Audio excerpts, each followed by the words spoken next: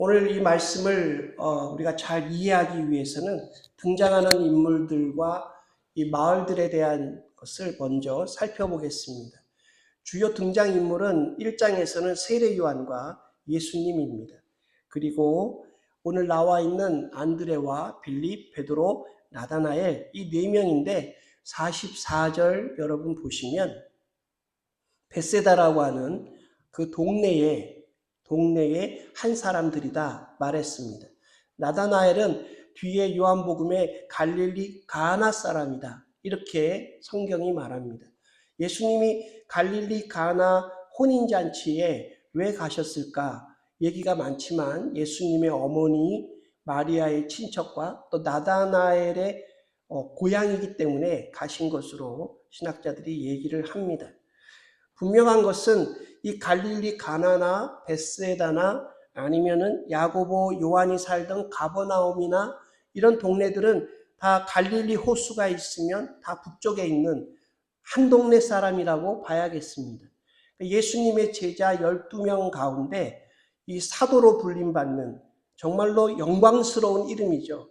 12명의 아포스톨, 사도라는 것은 정말로 영광스러운 이름 가운데 6명 이상이 동네 친구, 형제 이렇게 구성되어 있다는 것이 이 복음서가 보여주는 놀라운 사실 가운데 하나입니다. 이들의 벳세다 마을, 이 마을을 배경으로 하고 있는데 지금까지도 벳세다의 이 이스라엘 여행을 가보면 거기에 사도들의 마을이라고 이렇게 불린다. 뭐 써있더라고요. 안 가봐서 모르겠지만 사도들의 마을이라 불리고 거기에 벳세다가 유명한 것이 또 있습니다. 예수님이 물고기 2마리하고 보리떡 5개로 오병이어 남자만 5,000명, 여자 어린아이까지는 한 2만 명을 먹인 그 오병이어의 기적이 일어난 곳도 벳세다다 이렇게 말합니다. 뒤에 보면은 예수님이 벳세다 또 가버나움 또 그 주변에 있는 도시들에서 아주 많은 기적을 베풀었다는 사실을 우리가 알 수 있습니다. 이 예수님을 배출한 이 벳세다의 사도들의 마을, 제자들의 마을이라는 이름이 지금은 붙어 있지만 원래 벳세다라는 이 이름은 어부의 마을입니다. 벳세다에 어부들이 많이 살았던 것 같아요. 그래서 어부촌 이렇게 불러야 되는 동네고 이곳에서 예수님이 사도들을 많이 부르시고 오병이어와 소경도 고치시는 등 많은 기적을 베푸셨지만 아시는 분들은 아실 벳세다는 복음서에서 예수님에 의하여 가장 악한 3대 도시 가운데 하나입니다. 마태복음 11장 21절에 보면 고라시나 벳세다야 이렇게 나오죠. 고라시나 벳세다야 가버나움아 예수님이 이 3개 도시를 말하면서 이렇게 말합니다. 너희에게 불행이 닥칠 거야. 너희에게 내가 행한 기적들을 이스라엘 사람이 아닌 저 이방 악한 두로와 시돈에서 이 나라 이름입니다. 두로와 시돈에서 행하였더라면 그 사람들이 벌써 굵은 베옷을 입고 죄를 뒤집어 쓰고 회개했을 것이다. 이 가버나움아 너가 하늘까지 높아질 것 같으냐? 너에게 베푼 나의 엄청난 기적들을 소돔에서 행하였더라면 오늘까지 소돔이 남아 있었을 거야. 이렇게 말하는 악한 도시 3개 가운데 벳세다가 꼽히는 겁니다. 이런 벳세다가 그런 책망을 받는 이유는 하나입니다. 예수님이 제자들도 부르셨고 기적도 행하셨는데 회개하지 않았어요. 정말로 놀라운 사실이죠. 예수님을 믿지 않았다는 얘기입니다. 성경에 예수님을 믿지 않았다, 믿음이 없다, 그리고 회개치 않았다. 이거는 다 똑같은 말입니다. 이 믿음이라는 것은 회개를 통해서 하나님이 주시는 은혜 같은 겁니다. 선물 같은 겁니다. 그래서 그것을 받아 우리 마음이 변화되고 그래서 우리 삶이 변화되어 예수님을 따르는 사람들이 되는 것, 그리스도인이라 이렇게 부르게 되는데요.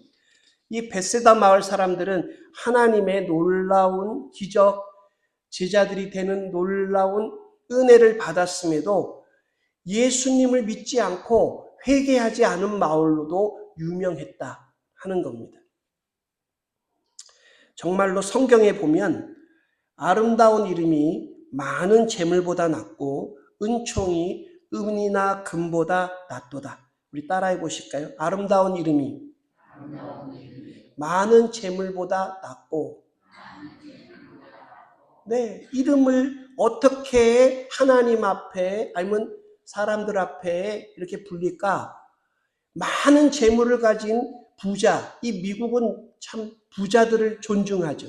부자로 사는 것을 아메리칸 드림이라고 말하면서 그렇게 하지만 성경에서는 하나님은 아름다운 이름을 가지도록, 많은 재물을 가지도록 애써라가 아니라 아름다운 이름을 가지라고 말씀하고 계시다 하는 겁니다. 아름다운 이름을 가진 우리 한인 커뮤니티 교회가 되기를 축원합니다. 우리 한인 커뮤니티 교회가 아름다운 이름으로 사람들에게 남기를 축원합니다. 네. 두 번째로 오늘 말씀이 보여주는 것은 그 동네에, 같은 동네에 벳세다에서 나온, 벳세다 출신 안드레와 빌립에서부터 시작되는 복음 전파의 이야기를 하고 있다 하는 겁니다. 이게 두 번째예요. 예수님께서 벳세다에 가가지고 사람들에게 이렇게 포스터를 붙여가지고, 야, 내 아포스트를 모집하니까 나하고 나와서 인터뷰하자, 이렇게 하지 않으셨어요.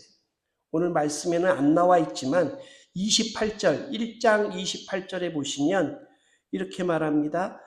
이 일은 요한의 세례 주던 곳 요단강 건너편 베다니에서 있던 일이라. 이튿날 이렇게 나갑니다. 다시 말해서 예수님이 오늘 읽은 안드레를, 베드로를, 그리고 빌립을 만난 요 일들은 나다나엘까지도 이 갈릴리 북쪽에 있는 갈릴리가 아니고 예루살렘이 남쪽에 있습니다. 중간에 사마리아가 있고 예루살렘보다도 더 밑에, 이게 요단강 건너편 베다니예요. 그 베다니에서 일이 시작되었다라고 말하고 있습니다. 이 베다니라고 하는 그곳에서 예수님은 세례 요한을 쫓아다니던 여러 사람 가운데 안드레와 이름이 드러나 있지 않은 어떤 제자 한 명을 먼저 봅니다. 만남까지가 오늘 본문 이전의 말씀이에요. 오늘 본문에서 이제 안드레가 예수님을 만나고 나서 이제 데려오고, 그 다음에 빌립도 나다나엘을, 예수님을 만나고 나서 나다나엘을 데려오는 그런 시츄에이션이에요. 그 상황이. 그런데 오늘 말씀을 여러분이 보면서 성경을 펴보시면 이 세례 요한 이야기에서 예수님 제자로 넘어가는 이 이야기를 사도 요한이 기록했는데, 그 분량, 양을 보면 안드레와 시몬 베드로에 대한 이야기는 딱 3절 있습니다. 3절, 3절. 그런데 빌립과 그의 친구 이야기는 8절이나 됩니다. 베드로는 불러왔더니 너 개바야, 이렇게 예수님 불렀더니 그러고 나서 베드로가 뭘 한 행동이 없어요. 그런데 오늘 빌립이 데려온 나다나엘을 보면 뒤에 보시면 참 이스라엘 사람이다, 간사한 것이 없도다, 네가 무화과 나무 아래 있을 때부터 내가 너를 알았고, 야곱의 꿈 얘기까지 쫙 하는 주옥 같은 예수님의 교훈이 기록되어 있습니다. 다시 말해서 이 요한복음서를 기록한 사도 요한의 확실한 것은 안드레 베드로가 중심 사건이 아니고 빌립과 나다나엘이 중심 사건인데, 이것을 앞에 있는 안드레와 베드로의 이야기와 대조하여서 서로 이렇게 패러블하게 성경에 기록해 놓았다는 사실을 우리가 쉽게 발견할 수 있습니다. 따라서 우리가 오늘 안드레와 빌립의 이야기부터 두 방향 이렇게 봐야 됩니다. 두드러진 부분부터 짚어보면 예수님을 만난 두 사람, 예수님이 직접 가서 처음 만난 안드레와 빌립이 있습니다. 근데 이들이 예수님의 소식을 전하는 방향이 달라요. 어떻게 다른가? 안드레는 자기 형제부터 챙깁니다. 41절 보시면 먼저 형제 시몬을 찾아. 안드레는 자기 형제부터 찾아갑니다. 빌립은 나다나엘을 찾아 이렇게 되어 있습니다. 형제가 아니고 친구겠죠. 동네에서 같이 놀던 아주 친한, 그렇죠? 그러니까 여러분들이라면 예수님이라는 귀한, 아니면 뭐 어떤 다른 사회에서 정말로 좋은 소식을, 굿뉴스를 들었습니다. 어떤 인포메이션을 들었습니다. 그러면 여러분들은 형제부터 찾겠습니까? 아니면 친구부터 찾겠습니까? 어디를 택할까요? 한번 제가 물어볼까요? 잠도 깨실 겸. 자, 형제 한번 손 들어보세요. 나는 내 친척한테 가겠다. 아니면 내 친구한테 가겠다. 전혀 의견이 없으신데 의견이 없는데 저 의견을 좀 보이시죠? 정답은 없습니다. 정답은 없고 이런 질문 자체가 좀 잘못됐죠. 가장 정답은 뭐냐면 가장 가까운 사람부터 전한다 이겁니다. 가장 옆에 있는 사람부터. 자, 우리 가장 옆에 있는 사람들에게 전해보시죠. 오늘 참 이쁘십니다. 오늘 참 잘생기셨습니다. 한번 좋은 소식을 한번 전해보시죠. 네, 우리 저기 뒤에 계신 분들한테, 우리 장로님들한테 우리 소식을 한번 정말 오늘 멋지십니다. 이렇게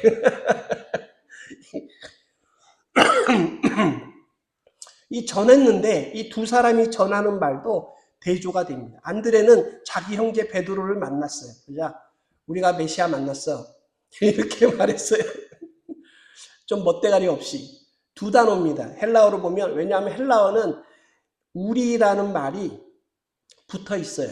이 동사에. 그러니까 두 단어입니다. 메시아를 우리가 만났어. 우리가 만났어. 메시아를. 이렇게 딱 두 단어인데 우리라는 말을 여기 자꾸 쓰는데요. 성경에 우리, 위 센텐스라고 불리는 이 구절입니다. 저와 여러분은 다 위예요. 위. 그쵸? 우리입니다. 그런데 제가 가서 어디를 얘기할 때 교회를 대표하여서 우리 교회는 이게 되지요? 우리 교회는 이렇게 합니다. 이렇게 말할 수 있고 나는 이렇게 합니다. 말할 수 있는데 교회를 대표하기 때문에 이 성경에도 안드레 혼자지만 우리 이렇게 말을 쓴 겁니다. 우리가 메시아를 만났어. 이렇게 전합니다. 그런데 빌립은 보면은 우리가 만났어 했는데 앞부분이 달라요. 모세가 율법에 기록하였고 여러 선지자가 기록한 그 분을 우리가 만났어. 이렇게 말하며 나다나엘을 예수님께 데려옵니다. 안드레는 형제니까 그럴 수 있어요. 여러분 형제한테 좀 친절하시기를 주의 이름으로 축원합니다. 왜? 메시아 만났어. 믿거나 말거나 듣거나 말거나 가서 봐. 이렇게 하지 마시고 빌립처럼 친절하게 이렇게 하기를 원하는데 많은 설명하지 않고 메시아를 만났어 데리고 간 이 베드로가 예수님을 만나니까 예수님이 이름을 바꿔주시는 아주 정말 축복을 해주십니다. 미래를 보여주시는 거죠. 그런데 베드로는 그 자리에서 예수님에 대한 아무런 반응을 여기서는 보이지 않습니다. 고백하지 않아요. 자, 안드레 얘기를 조금 더 해보겠습니다. 베다니에서 세례 요한을 쫓아다니던 사람이었는데 세례 요한이 저기 봐 하나님의 어린 양이야 이렇게 말해서 쫓아가가지고 예수님 만나고 자기 형제를 먼저 찾아가 메시아를 만났다고 전도했어요. 나쁜 건 아닙니다. 근데 베드로 자기 형제는 시큰둥해요. 나중에 예수님의 수제자가 되긴 했죠. 그런데 아쉬운 부분이 여기 나와 있습니다. 안드레 본인의 경우 예수님을 어떻게 만났습니까? 자기 스승 세례 요한이 예수님에 대하여 소개했습니다. 그렇죠? 자신은 메시아를 만났어 이렇게 형제에게 전했지만 안드레가 자기 스승에게서 세례 요한에게서 소개받을 때는 결정적 이야기를 했습니다. 뭐라고 말했습니까? 아까 말한 대로 보라 세상 죄를 지고 가는 하나님의 어린 양이로다. 한 번이 아니고 두 번이나 또 세례 요한과 유대인들이 주고받는 얘기를 제자니까 옆에서 들었습니다. 세례 요한이 예수님을 뭐라고 소개합니까? 성령이 임하시고 성령으로 세례를 주시고 성령이 그라고 나에게 말씀하신 분이야. 이렇게 말했습니다. 그럼 안드레가 베드로를 만났을 때 메시아를 만났어. 정확한 표현이긴 합니다만 너무 짧지요. 그렇죠? 짧고 어떻게 보면 좀 성의가 부족한, 더 자세하게 안드레가 가르쳐줄 수 있지 않습니까? 우리 스승 세례 요한이 말했어. 저 사람이 성령으로 세례 주시는 분이라고 그러고 지나갈 때 2번이나 봐라 세상 죄를 지고 가는 하나님의 어린 양이라고 말해서 내가 쫓아가 봤더니 정말 메시아야 이렇게 말할 수 있었던 경우인데 네? 안 했죠. 자신의 깨달음, 예수님을 만나면서 가슴 뜨거웠던 그 어떤 그거를 전하지 않았습니다. 마치 우리가 누군가를 만났습니다. 그때 우리가 예수님을 소개할 수 있습니다.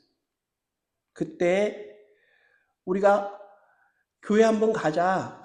이렇게 교회 한번 가자. 나 예수 믿어. 우리 교회 저기 있어. 이렇게 말하면 될까요? 안 된다는 얘기를 하시는 겁니다. 안 된다. 네? 너무 짧게 소개해가지고 베드로처럼 예수님을 만났는데 그냥 시큰둥해요. 자신의 형제를 예수님께 구원시키려고 데리고 왔는데 관심조차 안 가질 수 있는 그 시작이 어디서부터 시작이라고 자기가 말하는 그 말. 교회 가자 했더니 한 주는 왔어요. 그 다음에는 관심을 안 갖습니다. 여러분이 예수님을 진정 만났을 때 가슴 뜨거웠던 은혜의 그 이야기를 뺀 채 복음을 전해봐야 복음이 효과가 없다. 그 다음에 열매는 하나님이 또 거두시는 복잡한 과정을 거치게 된다. 오늘 말씀이 우리에게 먼저 보여줍니다. 반대로 예수님이 베다니가 아니고 베다니에서 갈릴리로 가실 때에 오늘 말씀이 굉장히 정확하게 얘기를 하죠. 어떤 사람 만났는데 빌립입니다. 제자를 삼으셨더니 그가 친구 나다나엘을 찾아가서 모세가 성경의 율법에 말하고 이거 토라입니다. 토라. 모세 오경을 말하는 거예요. 모세 오경. 그리고 선지자들이 예언한 나비임이라고 불리는 건데 토라에서 말하고 나비임에서 이렇게 성경 모세오경에서 말하고 나비임에서 이렇게 만난 그분을 우리가 만났어. 이렇게 전한 겁니다. 예수님을 세례 요한에게서 소개받은 사람이 아닙니다. 예수님에 대해서 잘 몰라요. 하지만 빌립은 자신이 예수님을 만났을 때 자기 머릿속에 성령께서 예수를 만났을 때 성령의 세례를 주시는 분이니까 성령께서 자기에게 알려준 지금까지 자기가 알고 있던 구약 성경의 모세오경에 예언한 그 메시아, 그 선지자들이 예언한 그분을 내가 만났어. 빌립이 이렇게 전하면 나다나엘은 성경을 빠삭한 사람이기 때문에 100% 이해할 줄 알았던 겁니다. 안드레가 베드로에게 어찌 보면 직설적으로 간략하게 이야기한 것과는 전혀 다른 전문적인 토라에서 말하고 나비임에서 예언된 그분을 말했어. 좀 멋있지 않습니까? 네, 이렇게. 네. 이러한 빌립의 열심이 우리의 친구나 우리의 사랑하는 형제 자매나 약간의 거부감이 있을 수 있어요. 네? 뒤에 보면 나사렛이라는 얘기 나오지 않습니까? 그런데도 불구하고 예수님 앞에 그들이 나와서 예수님을 바라보는데 크게 하나님이 역사할 수 있는 씨를 뿌린 거라고 볼 수 있지 않습니까? 우리가 보여주는 예수님에 대한 사랑, 열정, 표현하고자 하는 그 열심, 그것이 그들이 예수님을 만나 구원의 길을 가게끔 그 길을 여는 것입니다. 우리 믿으시면 아멘. 네. 예수님의 제자가 된 이 빌립이 그 성격을 좀 보여주는 게 있어요. 성격 탓도 있다. 성경은 말합니다. 이 빌립은 어떻게든 사건을 어떤 사건을 만났을 때, 상황을 만났을 때 정확하게 이렇게 따져보려고 하는 타입의 사람입니다. 벳세다 자기 동네에서 예수님이 사람들을 구름대같이 모으고 며칠을 설교하셨더니 이제 사람들이 배가 고파 갈 때가 된 거죠. 그러자 예수님이 빌립에게, 성경에 보면 요한복음 6장에 빌립을 딱 꽂아서 예수님이 묻습니다. 빌립아, 우리가 어디서 떡을 사서 이 사람을 먹일 수 있겠니? 이렇게 물으신 것은 성경에 나오는 말입니다. 친히 빌립이 어떻게 할런지를 아시고 빌립을 시험하고자 하심이라. 빌립이 대답합니다. 사람들에게 돈을 조금 걷어서 200데나리온을 모아도 이 사람들 다 먹이려면 떡이 좀 부족할 것 같아요. 이렇게 말하는 사람이다. 예수님이 아시고, 그가 나다나엘을 만나기 전에 빌립을 전도하셨을 때도 그를 아셨고, 그가 어떻게 말할런지 아시고, 네? 범사에 그런 사람인 것을 아시고, 그가 메시아를 만났다라는 그 얘기를 안드레와는 달리 자세하게 그 모든 것을 전할 사람이라는 것에 대해서 아시고, 그 빌립은 그런 사람이었다 하는 겁니다. 아까 말씀드린 세례 요한이 예수님 소개하는 것 그는 못 들었습니다. 예수님에 대해서도 잘 모릅니다. 그러나 예수님을 만난 후에 자신이 아는 것, 그리고 만나서 믿는 것에 대해 친구 나다나엘에게 최선을 다해서 자세하게 전하는 빌립의 모습을 오늘 성경이 보여줍니다. 여러분도 그렇겠지만 저도 빌립의 방식을 굉장히 좋아합니다. 그 사도 요한이 성경을 기록하면서 그 이야기, 빌립으로부터 시작한 나다나엘의 이야기를 1장에, 요한복음 1장에 가장 먼저 8절이나 기록을 한 거죠. 목회를 정말로 오래 하고 은퇴하고 나서 이제 100세의 나이가 거의 다 된 사도 요한이 성경을 쓰면서 나랑 같이 한 동네, 옆 동네에 살던 빌립이 나다나엘, 나중에 바돌로메라고 하는 사도로 알려져 있지만 그 사람을 전도할 때 이렇게 했다라는 얘기를 성경에 남겨놓은 겁니다. 가까운 사람에게 하나님의 아들, 우리 주 구세주 예수 그리스도를, 네? Our Lord Savior Jesus Christ 나는 만났어. 너도 만나봐. 이렇게 그 뜨거운 가슴으로 전도해야 된다. 이야기해야 된다. 얘기를 하고 있습니다. 세 번째로 오늘 말씀에 우리가 주목해 봐야 될 것은 빌립의 전하는 말 중에 두 번째의 방법입니다. 두 번째의 형식입니다. 메시아 토라에서 기록되었고 선지자들이 예언한 그 일을 우리가 만났어 정말로 빌립의 성격대로 잘 이야기된 앞뒤 계산이 잘 맞는 그런 겁니다. 좀 덥지요? 네, 좀 킬까요? 안 덥습니까? 그럼 계속 하겠습니다.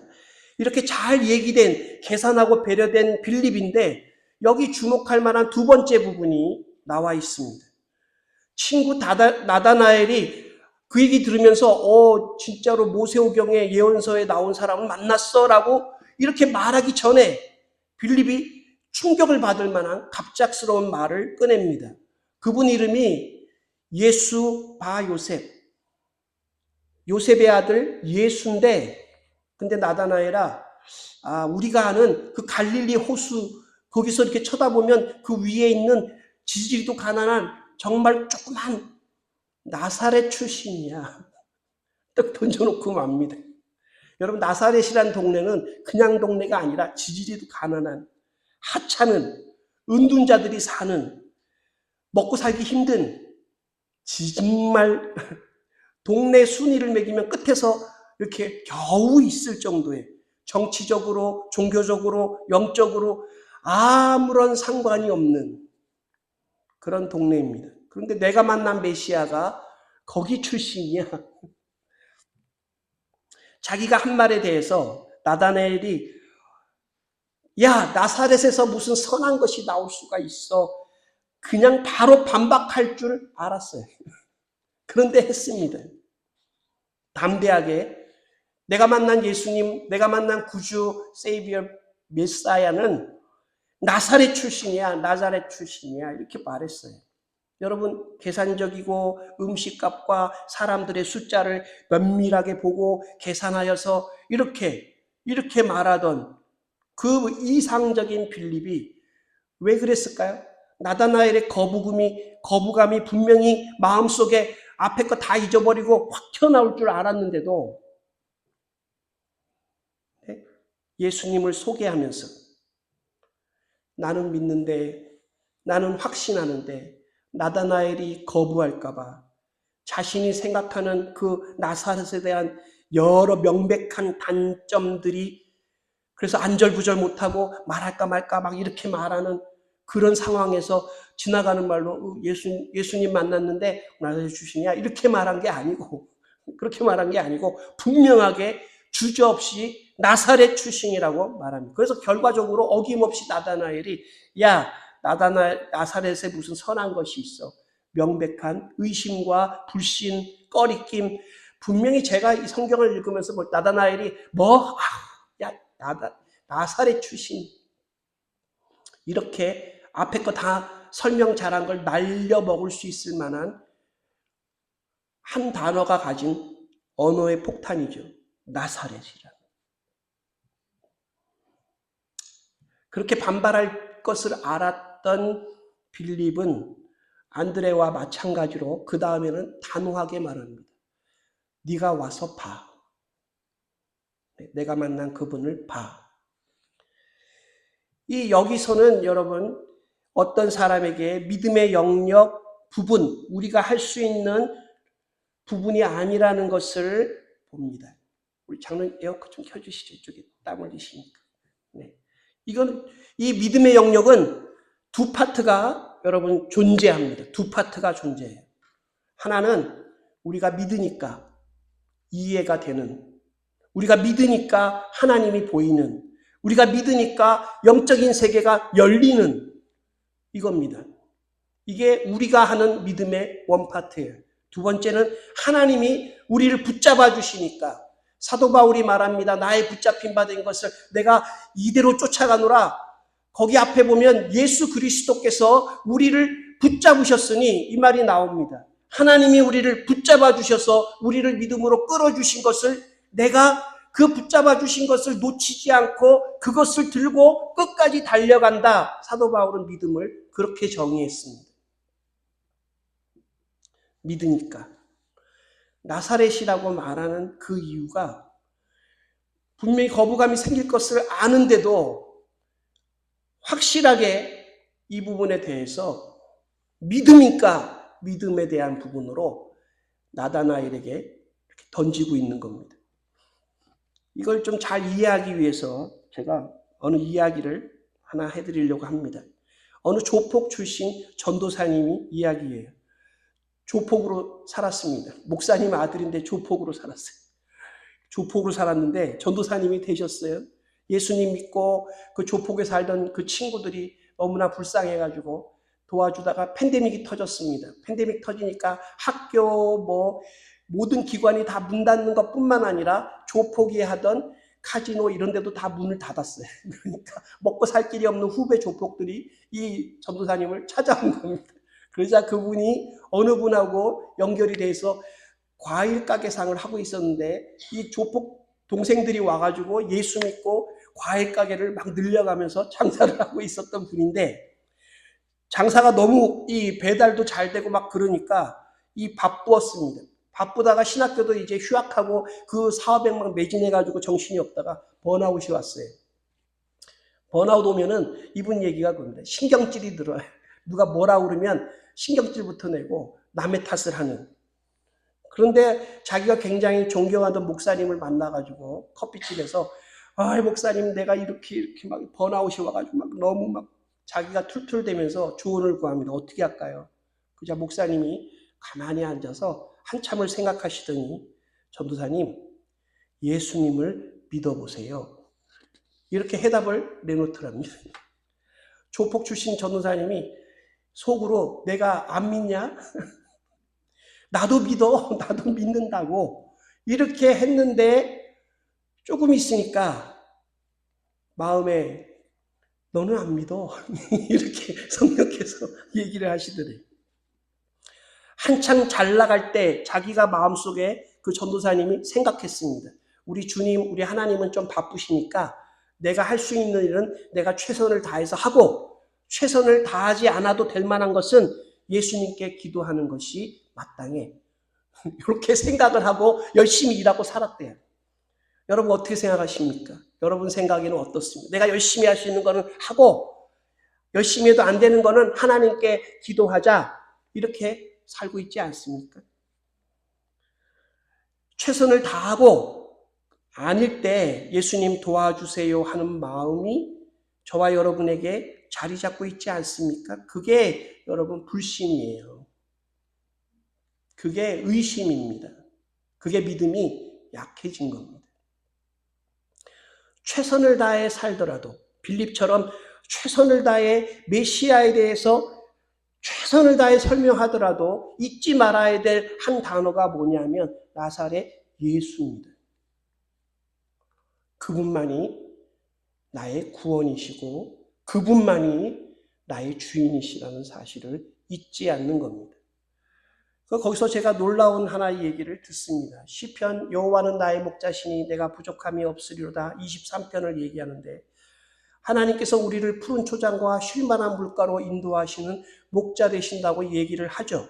그런데 야생의 세계에서 푸른 초장이나 쉴만한 물가는 양들에게는 쉴만한 물가가 아닙니다. 왜냐하면 거기는 항상 아주 야수들이 사자와 호랑이 같은 엄한 야수들이 연약한 양 같은 물을 마시려고 그러면 덤벼가지고 목덜미를 물어서 죽이고 뺏으려고 하는 것들이 항상 기다리고 있는 것이 쉴만한 물가고 푸른 초장입니다. 맞죠? 그곳에 양들이 저와 여러분 같은 양들이 가서 쉬고 풀을 뜯고 물을 마시면서 할 수 있는 유일한 것은 우리를 지켜주는 목자 예수 그리스도가 계시기 때문에 그와 같은 일이 가능한 겁니다. 약한 짐승인 양들이 마음껏 쉬고 물가를 노닐 수 있는 것은 든든한 목자들과 목자장이 지키는 겁니다. 그 전도사님이 몰랐죠. 자기가 잘 나갈 때 정말로 막 그럴 때는 예수님께 기도하지 않고 그냥 내가 열심히 살면 된다라고 생각하고 예수님을 잊어버렸지만 하나님은 지키고 계시고 붙잡고 계시고 도와주시고 계셨다 하는 겁니다. 저와 여러분은 양입니다. 양이라는 것에 동의하시는 분 아멘. 네, 우리 양이에요. 여기 사자 하나 없습니다. 여기 악어 하나 없습니다. 근데 양인데 사자인 척, 센 척하지 마세요. 네? 양인데 악어인 양, 그 소리 내지 마세요. 우리 주님이 안 좋아하세요. 자, 말씀을 이제 좀 정리하겠습니다. 어느 상황에서도 우리는 나사렛 예수님만 믿으면 됩니다. 예수님 안 믿는 사람들 마음에 아니면 믿음을 잃어버려가는 사람들 마음에는 나사렛에서 예수님을 믿는데 그 앞에 붙어있는 나사렛이라는 그 단어에 시험이 들어가지고 나사렛에서 무슨 선한 것이 나올까 하는 불신을 귀 기울이고 그런 불신을 배우면 예수 그리스도를 만날 수 없게 되는 것 아닙니까? 나사렛 예수님은 가짜가 아니고 진짜 우리의 목자시고 쉴만한 물가로 인도하시는 하나님이시고 그럴 능력이 계신 분이기 때문에 우리가 세상을 살아가며 중간에 실패하든 성공하든 이런 것은 아무런 상관이 없는 겁니다. 그렇죠? 나사렛 출신 그분이 뭘 하겠어? 무슨 선한 것이 나올 수가 있어?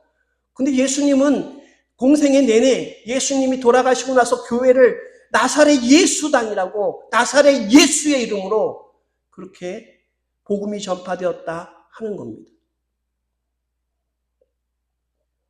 와서 보고 너의 불신, 너의 의심, 그 나사렛이라고 말하는 거에 걸려서 예수 그리스도를 보지 않고 살아가려고 하는 그것을 와서 만나봐.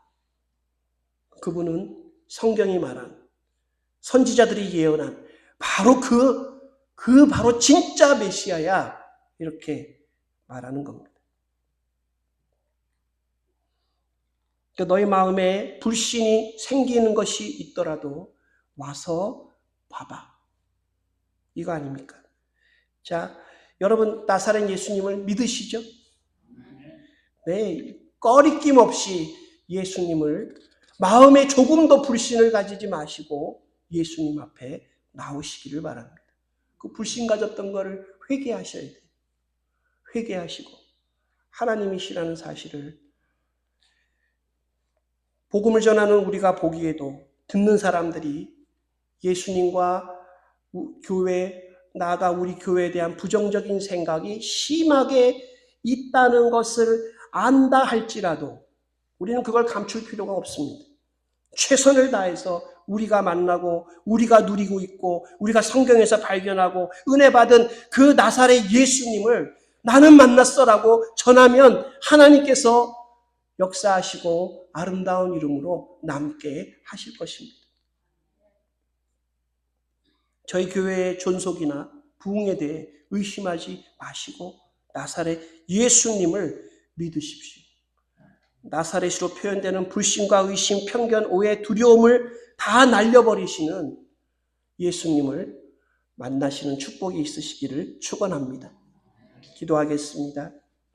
하나님 아버지, 저희들에게 믿음 주시고 저희들에게 비전 주시고 저희들에게 부흥과 성장을 주셔서 우리 한인 커뮤니티 교회 또 속해 있는 모든 사람들, 가정들, 자녀, 자손들이 아름다운 이름으로 세상의 사람들에게 또 하나님 앞에 생명책에 기록되게 하여 주시옵소서. 예수님의 이름으로 간절히 기도했사옵나이다. 아멘.